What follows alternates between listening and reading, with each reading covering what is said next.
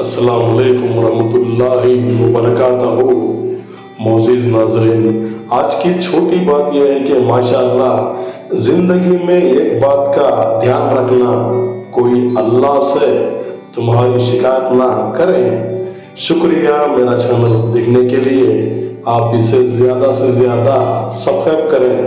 Subscribe तो मुफ्त है, न जाने कौम कहाँ भाग रही है। कुछ अशार पेश करता हूँ, काबिल कबूल हो माशाअल्लाह।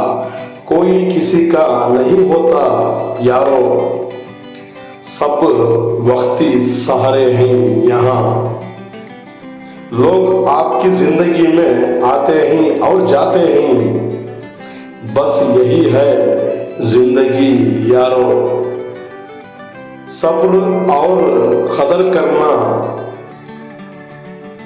हर किसी के बस की बात नहीं।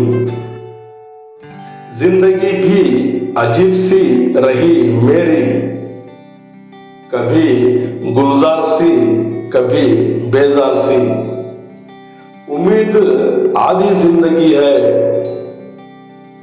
मायूसी आधी मौत है। किताबों से ज्यादा सबक लोग दिया करते हैं जमाने में। वक्त लगता है पर यकीन मानो,